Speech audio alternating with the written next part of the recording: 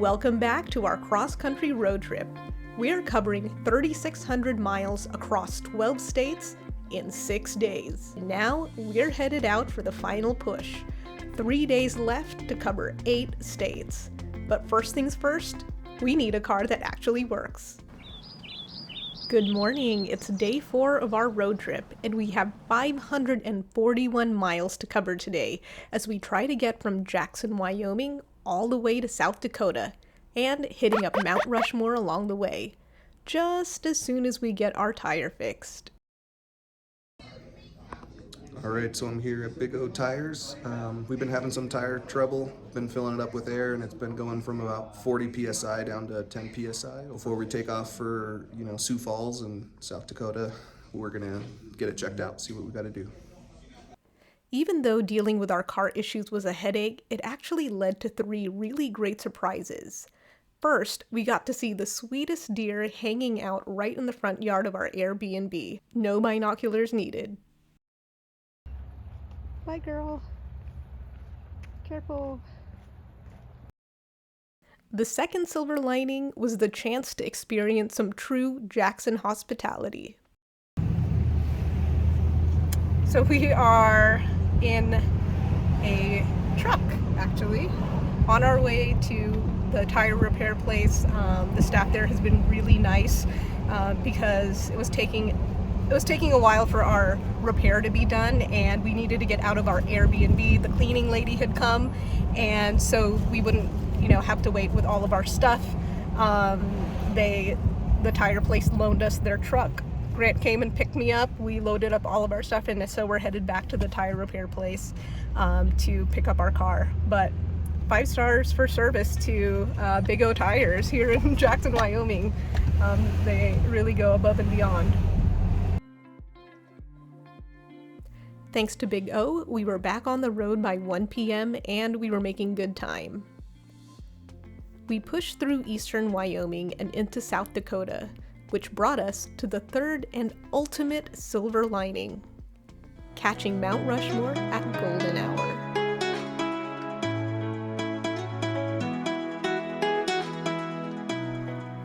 This is actually a great example of how Plan B is sometimes even better than what you originally had in mind. We were planning to have our anniversary dinner in Rapid City tonight, but actually, what's better than having dinner with a great view of Mount Rushmore? We made it just in time before closing. It's so good! It turns out Mount Rushmore actually has its own food court, and I've never been known to turn down a plate of chicken tenders and fries.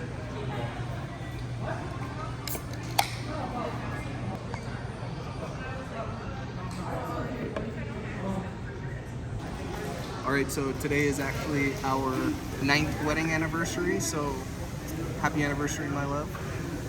Gonna celebrate that anniversary with a delicious bowl of bison chili. Nice. So I'm gonna give this a try now and see how it is.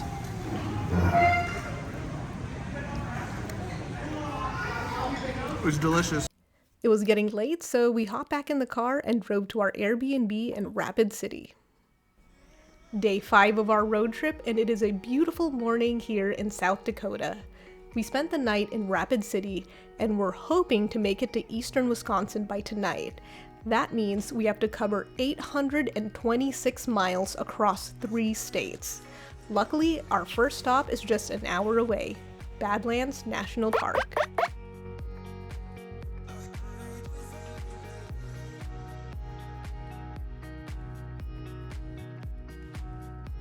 Guys, we made it to Badlands! If you're driving along I-90, Badlands National Park makes for a super easy stop. Even if you're short on time, you can swing by the Pinnacles Overlook. It's just 15 minutes off the highway, and the views are incredible. We are here at Badlands National Park, and it is beautiful. It doesn't look like anything I've really ever seen before. I would say it kind of looks like the Grand Canyon, but it's its own thing. It's made out of volcanic ash that turned into clay, that turned into rock. So everything that you see behind us is basically volcano dust. And if you have more time, you can do a 1 or 2 hour driving loop of the park. You can even stay at one of the park's official campgrounds. One of them is actually free and is first come, first served. Sadly, no camping today. We have to get back on the road. But first, a little stop for breakfast. For now, we are headed to the famous Wall Drug, and for the past several miles, we've seen non-stop signs here advertising Wall Drug, the famous store. They advertise 5-cent coffee, free ice water, and what we're going there for are the donuts. So that's going to be our morning stop. Can't wait to check it out for ourselves. You guys know the saying, all roads lead to Rome. Well, I think it's fair to say that all signs lead to Wall Drug. I've never seen so many billboards for one place. Turns out, these signs are famous worldwide. You'll spot them here in South Dakota, of course, but also as far away as the Taj Mahal, France, and the North Pole. And Wall Drug isn't just a drugstore. Since opening in 1931, it's grown into a diner, a gift shop, a museum, a chapel, and a cultural icon, all packed into one city block. The restaurant alone seats over 500 people, and more than 2 million visitors come here every year. Honestly, I've never seen any place quite like it. We made it, you guys. We're here at Wall. I can smell the sugar cone already from here. Let's check it out. I can smell like the sugar cone or the donuts. Yeah. So, full disclosure, we only allotted about 15 minutes to see Wall Drug, just because we have 800 miles to cover by tonight. The original plan was to grab a donut, grab a coffee, and just hit the road. But honestly, taking one step into this place, we realized that we wanted to spend a lot more time here. So instead of getting a donut to go, we ventured over to the restaurant portion and decided to dine in. All right.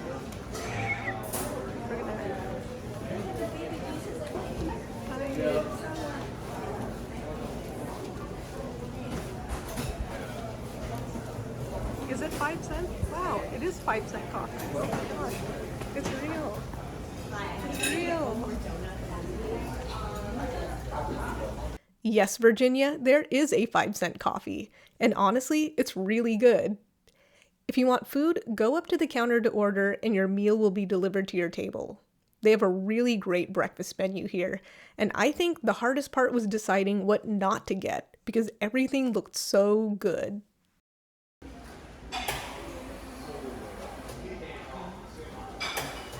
Nice.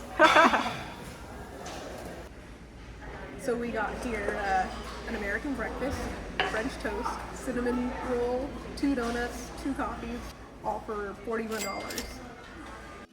What's fun is there are a bunch of different dining rooms, each decorated with unique artwork. Honestly, it feels like having breakfast in an art gallery. And you know what? Wall Drug is just full of surprises. So let me give you guys a quick walkthrough. Here, the gift shops are more than just keychains and t-shirts. You'll also find stuffed animals. Some of them are real, and some of them are mythical. Wall Drug is set up like an old-timey western town that you can walk around. And it has some real storefronts, like a couple of bookstores. True to its origin, there's also an apothecary shop and museum.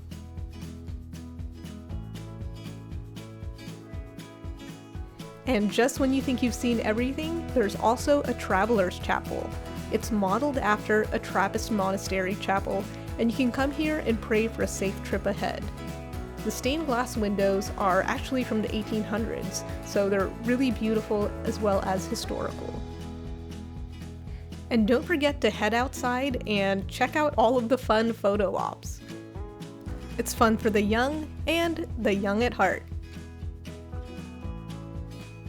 Trust me when I say we could have spent hours here without getting bored, but our intended 15-minute coffee break already stretched to about an hour, so we've got to hit the road. So we just got back from Wall Drug. We're tanking up here before we hit the road again, and we're at Phillips 66, and Yeah, stopped to use the restroom and got some coffee because I'm kind of a little tired, and walked up to the counter, and the lady was like, "Hun, did you get gas today?" I said, "I sure did." She's like, "That's free." I said, "Thanks." So this was free with gas that's only $3. So What a great deal. yeah, great deal. I thought that 5-cent coffee from Wall Drug was pretty good, but Yeah, free is good too. yeah, no doubt.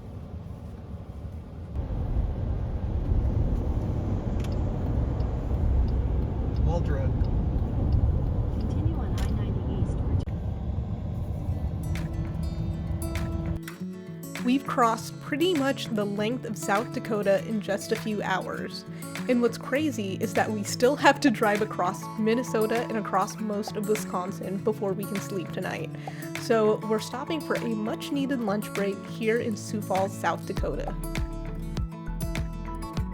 Our lunch stop today is the Falls Overlook Cafe. It sits on the east bank of the Big Sioux River in Falls Park. It's a really cool, restored 1908 hydroelectric plant, and they actually have historical pictures from when the plant was being constructed. Grant and I ended up splitting a plate of loaded nachos for lunch, and there was definitely plenty to share. But the highlight, of course, was having a view of the falls right from our table. And after lunch, we walked out for an even closer look.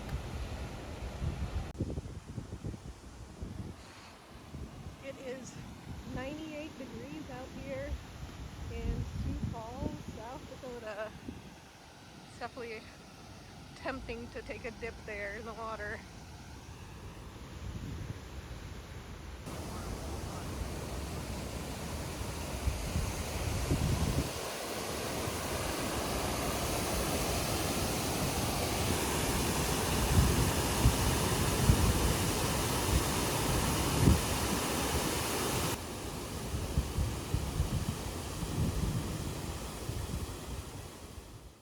So up to this point, Grant has done like 90% of the driving. He just enjoys driving more than I do.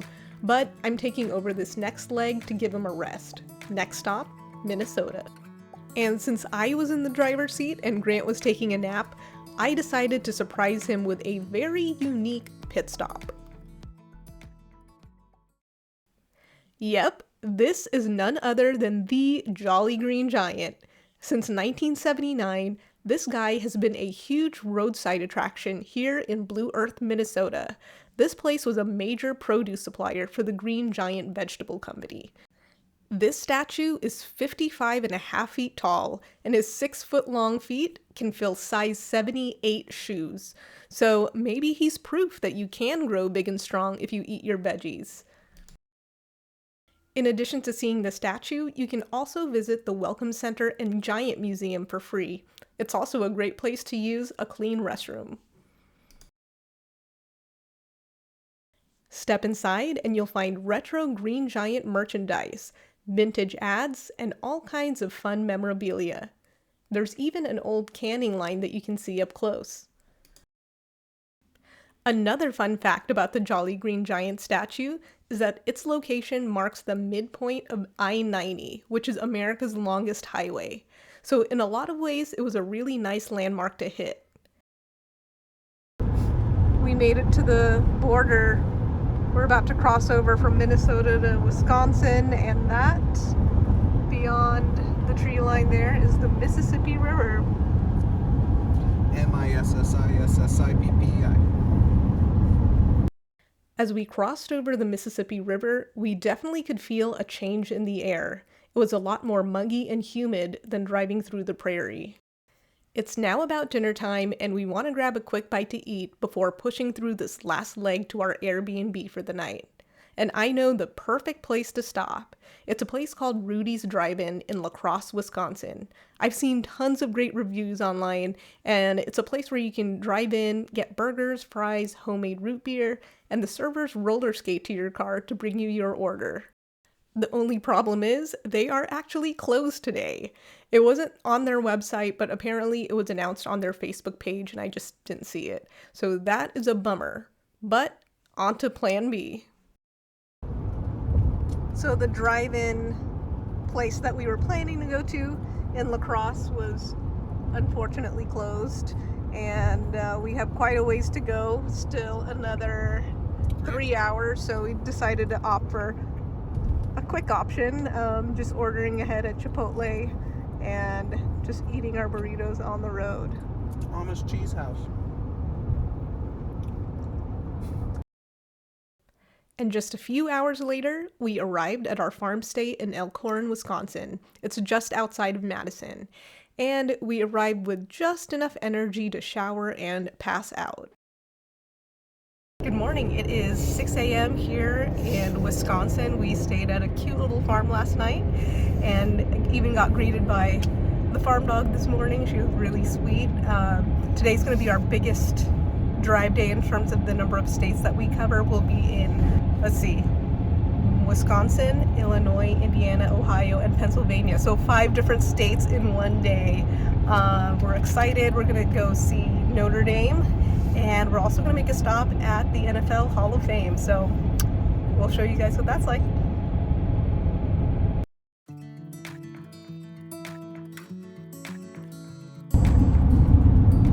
We have a lot of miles to cover today, so we are just going to be driving through the great city of Chicago.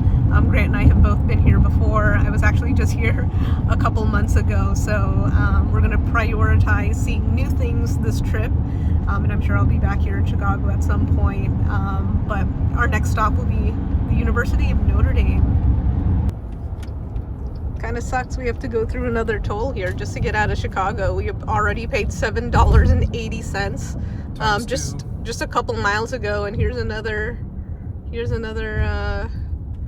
toll that we have to pay. This is the 3rd toll bridge in like 20 minutes driving. They want to keep you in Chicago, maybe. All right, that came through at $4.80. So it's almost about $20 in tolls just to get from northern Chicago through southern Chicago. So I won't bore you guys with all the tiny details, but here's the short version. Driving from Chicago through Indiana and Ohio before hitting Pennsylvania cost us $135.27 in tolls. I know, it is hard to believe. If we weren't racing to our destination, we probably would have taken the back roads. But at this point, we've driven nearly 3,000 miles, and shaving even a couple of hours off the trip was worth it to us, just to get there faster and finally rest. But still, $135.27 in tolls? That's basically the price of a flight from the Bay Area to LA. You can see Notre Dame a little bit. Yeah, it's up ahead. In half a mile. Next up, a quick stop at Notre Dame. We cruised around the campus, and it's every bit as iconic as you'd imagine. We popped into the bookstore for a quick peek at the Fighting Irish gear, then walked over to the Basilica, which is beautiful. Soaring ceilings, colorful stained glass, and just so much history in every corner. It's definitely worth the detour before getting back on the road. Hi, girl. Hi. You're a hungry thing. You're really cute. Once we left Notre Dame, and after about 5 hours and 300 miles more of driving, not to mention a ton of toll roads, we finally made it to our next stop, the Pro Football Hall of Fame in Canton, Ohio. Walking in here feels like stepping right into NFL history. You know, Grant and I are huge football fans, so being able to come here in person has always been a bucket list item for both of us. And there's so much to see. There's a lot of memorabilia, like old jerseys and helmets. There's also the famous Hall of Fame gallery. It was fun looking for our favorite players and, you know, some of the more legendary players from the franchises that we support, like Joe Perry, Steve Largent, Steve Young, Joe Montana, and Jerry Rice, just to name a few. If any of you guys are football fans who are watching, let us know in the comments below which players you'd look for here in the Hall of Fame gallery. And you'll even get to see the Lombardi Trophy itself. And I know that probably every fan in here is hoping that their team will be the one to hoist this at the next Super Bowl. So it's really cool to see it up close. And, you know, even if you're not a huge football fan, I think it's still a really fun stop on a road trip. The Pro Football Hall of Fame was our last big stop of the day and really of this entire cross-country road trip. From here, it was a straight shot into Pennsylvania. After a few more hours on the road, we finally pulled up to our Airbnb. Tired, but so glad to be done driving. We just took some time to unwind and reminisce around a fire pit and just soak it all in. And actually, we finished our road trip with some fireworks. Happy 4th of July. Happy 4th. What a great day to basically wrap up our journey, our cross-country road trip. We've covered about 2,800 miles with about 42 or 43 hours of total driving. And now we're here in Pennsylvania. Grant, what would you say was your favorite stop of this trip? You know, honestly, I would say my favorite state, my favorite city, my favorite stop, Wyoming. I mean, the Grand Tetons, Yellowstone, the city of Jackson. I mean, honestly, the people that I met in the city of Jackson were some of the nicest, down-to-earth people I've ever met. You know, they helped us in a moment of great need in ways that I've never experienced anywhere else before. Really great state, really clean state, and a wonderful state, and I totally want to go back. What about you? I mean, I think I would have to agree, like, the spot where we did our Yellowstone tour, which was definitely a highlight of the trip for me. That's been on my bucket list for a long time, seeing Yellowstone, and I think taking that particular tour was a great way to see as much of the park as we can in one day. We're coming back. I think that's a for sure. We're definitely coming back. There's so much to do there. What did you think about the pace? Because we had pretty hectic days, so we would get in probably like most nights like around 10 or 11 and, you know, asleep by midnight and waking up by 5 and out the door by 6. So you know, there were definitely late nights and early mornings, just because we had to cover so much mileage in a short time. So what would you say are what's your top tip for anyone doing a trip like this or thinking of doing a trip like this? Definitely make sure to stay caffeinated and just be ready for whatever the road and the world has to throw at you, kind of like our van situation.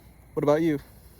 Break up the day by planning out specific stops along the way that are exciting to you. So we tried to, even if they were, you know, weren't exactly like main attractions, but just like fun roadside things that you can enter into the GPS. And instead of having like an 8-hour trip on your GPS, you maybe break it down into little like 2-hour segments, and that makes it mentally, I think, easier to get through. You know, overall, I would definitely do it again. I've had a blast, and I think this is something there's a lot of places on this road trip that we would go back to, and I could see us doing another cross-country road trip, maybe going through some other states. So thank you guys for hanging in there with us, and we will see you next time. See you next time. Wow.